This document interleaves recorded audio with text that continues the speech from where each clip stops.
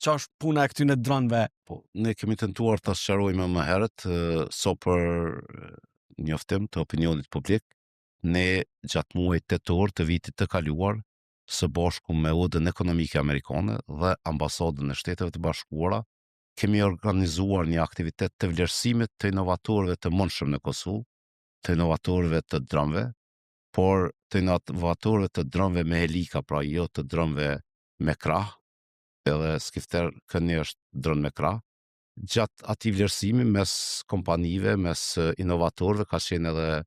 kompania Future Minds Academy, e cila është vlerësuar me çmimin e parë për prototipin e dronit me helika, pra dron të vogël me helika, që mund të jetë për përdorim të dy fesh, pra luftarak dhe komercial.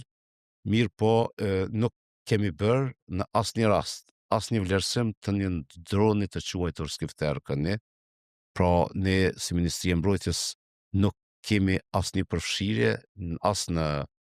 aspektin e dhënies së lejes, edhe në aspektin e vlerësimit të dronit i cili është prezantuar, pra dronit këni.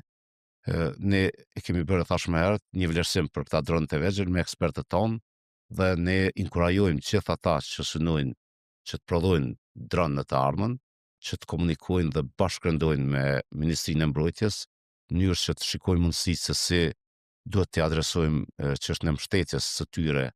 për prodhimin e dronëve. Normalisht Kosova ka nevojë edhe për rregullativa në këtë aspekt, sepse nuk kemi pasur më herët. Mirë po, edhe një herë, sa i përket dronit këni, Ministria e Mbrojtjes nuk ka qenë e përfshirë as në testim,